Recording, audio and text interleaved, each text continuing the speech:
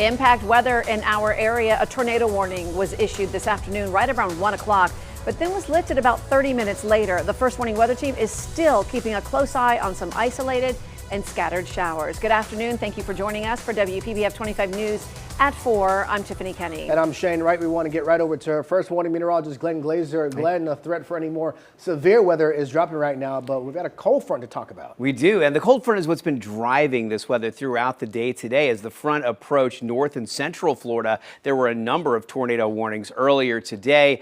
Then those were allowed to expire, and as Tiffany mentioned, we had the tornado warning in our area around 1 p.m. today from a storm that moved from Okeechobee County over into St. Lucie County. Now you can see the front clearly. Behind the front, no showers and storms. Ahead of the front, some thunderstorms bubbling up out offshore here, and a couple of spots of some pretty heavy rainfall moving through southern Martin County and also down through Palm Beach County. You can see just here south of Indiantown over toward Hobe Sound and Palm City. There's some heavy rainfall there. Jupiter Farms, you're about to get some heavy rain, as is the Acreage, Wellington, Royal Palm, Loxahatchee, all of this moving over toward the coast. But as the front continues to move in, the chance for rain will decrease. We're still watching to see if we could see one or two more thunderstorms pop up this afternoon. It was plenty warm today, but the air is a little bit drier the farther south you go in our area. Right now, temperatures will decrease as we move through the afternoon hours. We're going to make our way down into the 50s overnight tonight behind that cold front.